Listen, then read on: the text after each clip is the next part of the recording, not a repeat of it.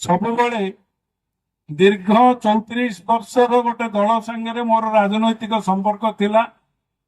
आज यही मुहूर्त आउ एक राजनैतिक दलर मु जड़े साधारण सभ्य हिसाब रे आज ये मंच रे मोर वक्तव्य रखी।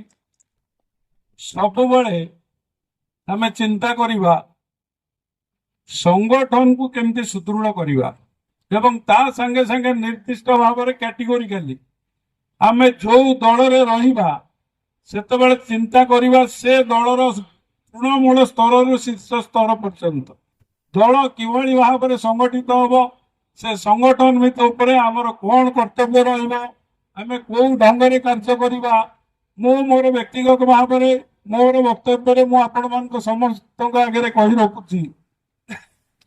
कारण दल रे आमे राजनीति करने को हेले मु मो कथा कहली प्रथम आमे विश्वास को आमको नवाक पड़ो क्या जो माने दल को आज रखिंट जो मानक आज आमर एमपी सभा बसी आमर विधायक निर्वाचित होती से आग आम गुरुत्व दबा ता संगे संगे समस्त को नहीं आज हो दलटी केमती संगठित ढंग से आगेब तार चिंता करवा।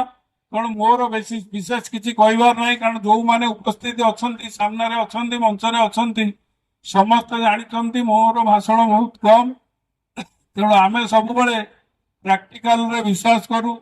तेणु आउ थे समस्त निकट में यही निवेदन रखी विशेषकर आज ये संगठन में आम मैंने जो मैंने सामिल हेले ये दलर नेतृत्व एवं ये भरोसा आपण मानक समस्त को मुझे जाऊँ दलर नेतृत्व जितेबले दलर जहा कार्य करने आमको निर्देश दब आम से कार्य निश्चय संपादन करूँ।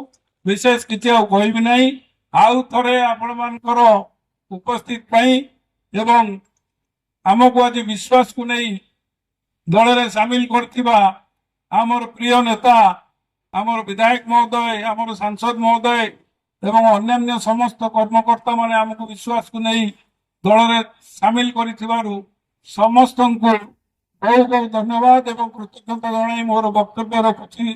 जय जगन्नाथ। वंदे उत्कल जननी।